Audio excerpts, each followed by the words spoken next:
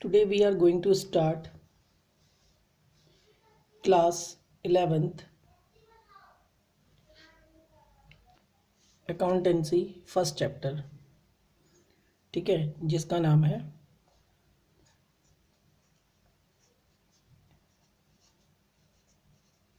Introduction of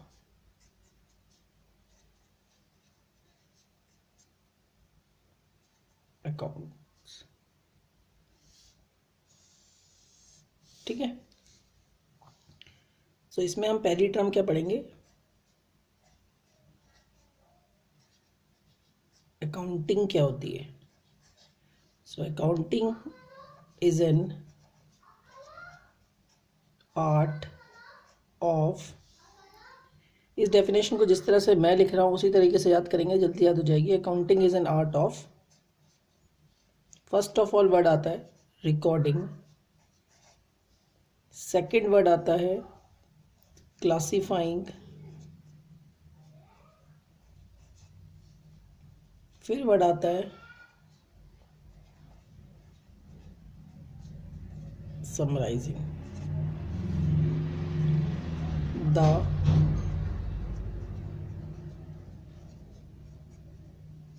transaction and events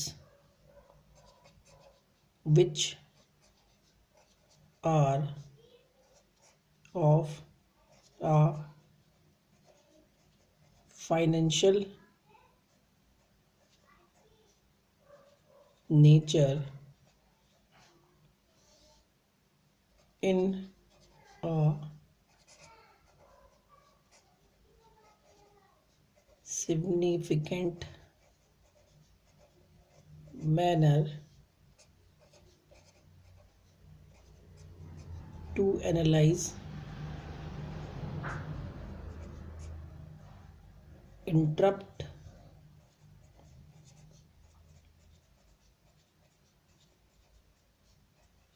and communicate the results to the users। सो ये है इसकी complete definition. अब हम इसकी डेफिनेशन को वन बाय वन समझते हैं कि इनका मीनिंग है क्या। सबसे पहले पढ़ते हैं कि अकाउंटिंग एक तरह की क्या है? आर्ट। ठीक, किस चीज़ की आर्ट? रिकॉर्ड करने की, रिकॉर्डिंग करने की। रिकॉर्डिंग करने का मतलब क्या हुआ कि business transaction and events in a systematic way. यानी हम रिकॉर्डिंग के अंदर किस फेज को पढ़ेंगे? हम पढ़ेंगे यहाँ पे जर्नल एंट्री करने को। इससे पहले भी एक काम होता है, उसे हम लोग कहते हैं बुक कीपिंग। बुक कीपिंग का मतलब होता है कि keeping the records in a systematic way, कि अपने रिकॉर्ड्स को आप सिस्टमेटिक वे में ठीक ढंग से रखना, खाली इसे कहते हैं। जैसे सपोज करो कि कोई मिस्टर एक्स है और उसने अपने बिजनेस में कोई आदमी रखा हुआ है mister Y. Let suppose mister X कोई एक ओनर है और इन्होंने एक पर्सन रखा हुआ है मिस्टर वाई, जो इनके बिल को मेंटेन करता है, बिल को मेंटेन करता है। अब एक बिजनेस के अंदर सपोज करो कि ये बिजनेस चला रहे हैं ABC लिमिटेड। अब एक बिजनेस के अंदर एक दिन में मान लो अगर 100 ट्रांजेक्शन होती हैं तो 30 दिन में कितनी हो जाएंगी? 3000 ट्रांजेक्शन। ऐसे ही अगर पूरे साल की देखी जाए तो कितनी होगी? 36,000 ट्रांजेक्शन। तो सपोज करो कि इस पर्सन ने बिल यानी 36,000 बिलों को, एक बहुत छोटा अमाउंट बता रहा हूँ लेकिन 36,000 बिलों को ऐसे ही एक स्टोर रूम में स्टोर कर दिया। स्टोर रूम के अंदर क्या कर दिया? स्टोर कर दिया। अब मिस्टर एक्स ने बोला मिस्टर वाई को कि मुझे अगस्त के महीने का बिल चाहिए, सारे अगस्त के महीने के क्या चाहिए? बिल चाहिए। अगर मिस्टर वाई ने प्रॉपर मेंटेन करे होते बिल फाइल वाइज, कि जनवरी के लिए अलग फाइल बनाई होती, फरवरी के लिए अलग फाइल बनाई होती, तो 2 सेकंड के अंदर मिस्टर एक्स को फाइल दे देता अगस्त की। लेकिन उसने सारे के सारे बिल कहाँ पे स्टोर कर दिए थे? स्टोर रूम के अंदर। अब अगर ऐसा उसने करा है तो उसको ढूंढने में टाइम लगेगा कि कौन से अगस्त के बिल उसके अंदर हैं और कौन से नहीं हैं। तो ये कौन सा मेथड हुआ, ये हुआ, ये सिस्टमेटिक वे नहीं है। इसीलिए बुक कीपिंग को हम लोग कहते हैं कि रिकॉर्डिंग द ट्रांजेक्शन और bills in a systematic way. एक सिस्टमेटिक वे के अंदर आपको उसको वहाँ पे स्टोर करना है। तो यहाँ पे मिस्टर वाई ने बिल्कुल भी सिस्टमेटिक वे में उसको स्टोर नहीं करा। ठीक है, तो रिकॉर्डिंग का मतलब क्या हुआ, जर्नल एंट्री के अंदर उसको क्या करना, फेस करना। सबसे पहले आप बुक कीपिंग करते हैं, बिलों को मेंटेन करते हैं, देन उसके बाद आती है आपकी जर्नल एंट्री का प्रोसेस। यानी किसी को भी आप अकाउंटिंग करने से का पहला स्टेप ही आप मान लो कि जर्नल एंट्री है। अगर आपको बेसिकली जर्नल एंट्री अच्छे से आ गई तो आप ये सपोज करो कि आपको पूरी अकाउंट्स अच्छे से आ जाएगी। ठीक है, क्लासीफाइंग का मतलब क्या हुआ, सेकंड जो दे रखा है क्लासीफाइंग, क्लासीफाइंग का मतलब हुआ ग्रुपिंग द ट्रांजेक्शन। अब मैंने बताया ना कि एक जगह पे 36,000 बिल्स बन रहे तो उनके अकॉर्डिंग 36,000 क्या बनेंगी, ट्रांजेक्शन उससे ज़्यादा ही बन सकती हैं, लेकिन उनको ग्रुप करना। ग्रुप करने का मतलब क्या है कि कौन कौन सी ट्रांजेक्शन कैश की हैं, कौन कौन सी ट्रांजेक्शन किसी पर्टिकुलर नाम से रिलेट कर रही हैं, कौन कौन सी ट्रांजेक्शन सेल की हैं, कौन कौन सी ट्रांजेक्शन आपकी परचेज की हैं। इस तरीके से आपको मेंटेन करना। तो grouping the transaction of the same nature at one place by preparing appropriate accounts in ledger. तो इन्हीं को कहते हैं क्या हम लोग, इनको इंडिविजुअल जब अकाउंट बनाएंगे तो इनको किस फॉर्म में बोलते हैं हम लोग, लेजर। क्या कहते हैं, लेजर।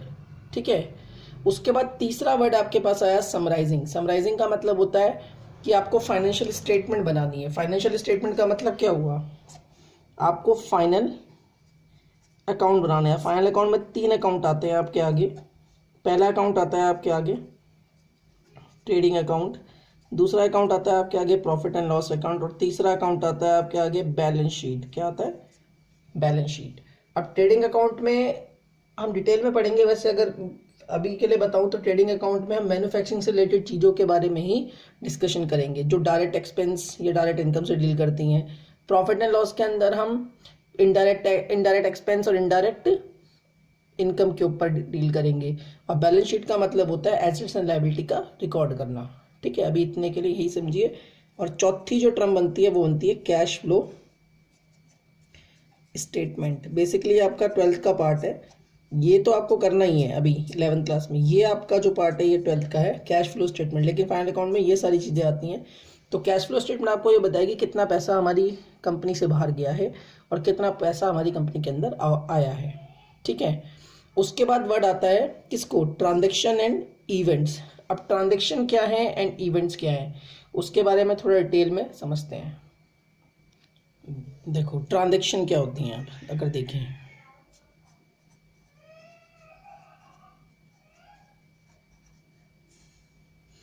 ट्रांजेक्शन का मतलब होता है a transaction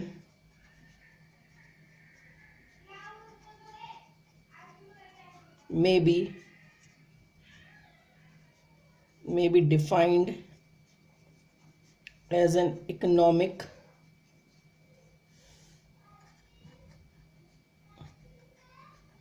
activity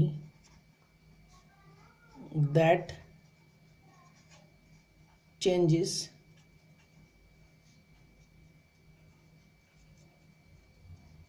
the financial position of a person। ठीक है, अब यहाँ पे वर्ड क्या आया कि ट्रांजेक्शन क्या होती हैं, एक तरह से इकोनॉमिक एक्टिविटी में डील करती है। इकोनॉमिक एक्टिविटी का मतलब कि जहाँ पे हम किसी भी चीज़ को एक्सप्रेस कर सकते हैं, किसके अंदर, एक्सप्रेस इन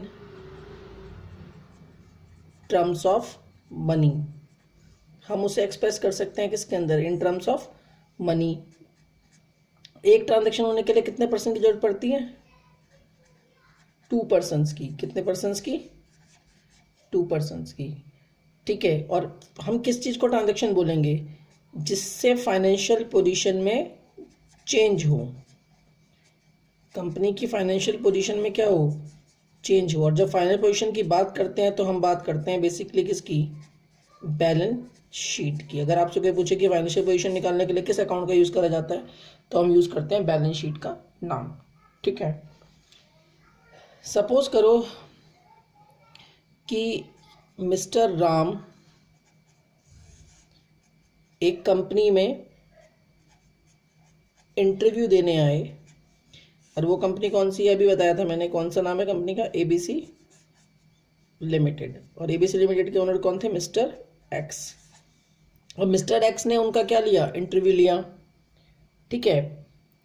तो इंटरव्यू लेने के बाद मिस्टर एक्स ने बोला कि आपको अपॉइंट कर लेते हैं हम लोग, और आपको सैलरी देंगे हम 25,000 पर मंथ। मिस्टर एक्स ने क्या बोला कि अपॉइंट कर लेते हैं आपको और आपको सैलरी देंगे, दी नहीं है, क्या बोला, देंगे 25,000 पर मंथ। तो क्या आप इसको ट्रांजेक्शन बोल सकते हो, क्योंकि जब कोई पर्सन को अपॉइंट किया है तो एक्सप्रेस मनी में हुआ नहीं अभी तक, क्योंकि पैसा दिया नहीं है, क्योंकि उसने अभी काम किया ही नहीं है। तो ऐसे केस में फाइनेंशियल पोजीशन में कोई चेंज नहीं आएगा, क्योंकि ना तो कैश जा रहा है ना ही कैश आ रहा है, ऐसे केस में कुछ होगा नहीं। तो ऐसे केस जहाँ पे फाइनेंशियल पोजीशन में कोई भी यूज़ नहीं होता या कोई भी चेंज नहीं होता, अब इसको हम लोग क्या कहते हैं, इवेंट। क्या कहते हैं, इवेंट। तो इवेंट को भी रिकॉर्ड करना उतना ही इंपॉर्टेंट है जितना ट्रांजैक्शन को रिकॉर्ड करना। क्यों, क्योंकि अगर हम आज रिकॉर्ड करेंगे कि इस मिस्टर राम को मिस्टर एक्स ने इस डेट पर अपॉइंट किया है, तो उसका 1 महीना कब होगा ये हमें पता लग जाएगा, और उसके अकॉर्डिंग हम उसे सैलरी पे करेंगे। तो इवेंट को भी हम ट्रांजैक्शन में, इवेंट और ट्रांजैक्शन दोनों को हम लोग क्या करते हैं, रिकॉर्ड करते हैं, ठीक है। तो इवेंट कुछ दिनों के बाद, यानी आफ्टर 1 मंथ,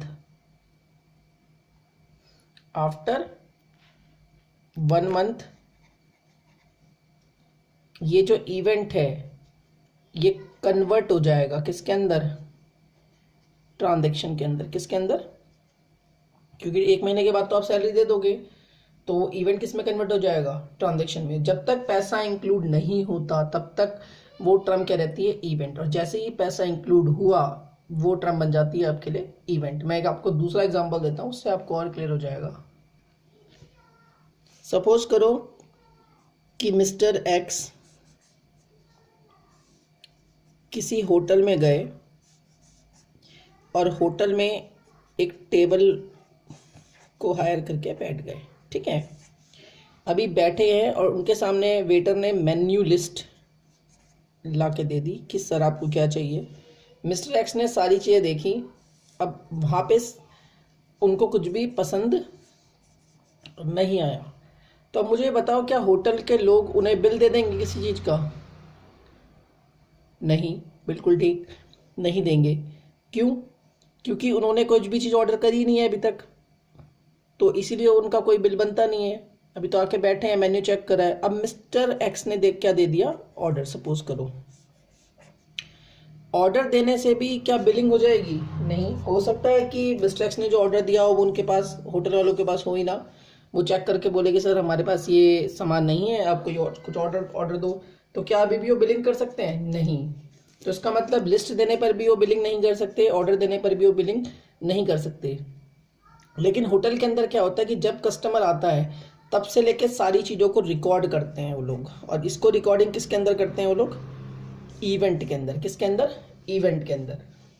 और जैसे ही वो ऑर्डर उनको दिया जाएगा, ऑर्डर डिलीवर करा जाएगा उनके लिए, और मिस्टर एक्स उसको क्या करते हैं, यूज़ करते हैं। मिस्टर एक्स क्या करते हैं, इसका यूज़ करते हैं, खा लेते हैं।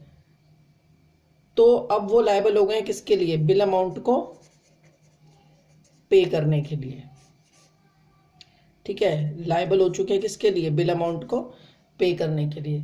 तो देखो यहाँ 2 पार्ट्स में क्या था, इवेंट। लेकिन जैसे ही ऑर्डर डिलीवर हुआ और उन्होंने यूज़ करा, यहाँ पे मनी इंक्लूड हो गई, और जैसे ही मनी इंक्लूड हुई ये क्या बन गया, एक ट्रांजेक्शन। क्या बन गया, ट्रांजेक्शन।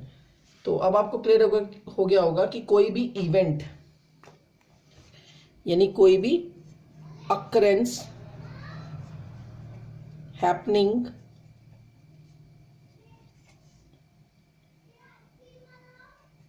चेंज और incident may or may not be bring any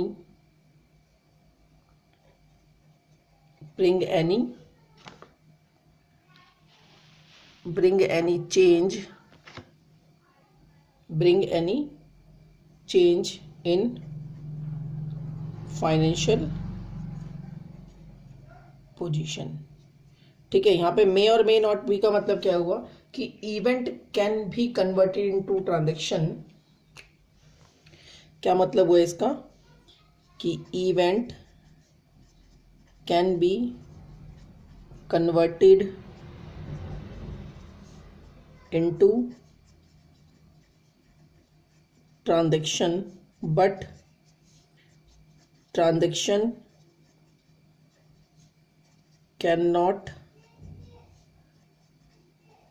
convert into events. Transaction events में कन्वर्ट नहीं हो सकते, लेकिन इवेंट ट्रांजैक्शन में कन्वर्ट हो सकते हैं। क्लियर हुई ये बात अब? ठीक है।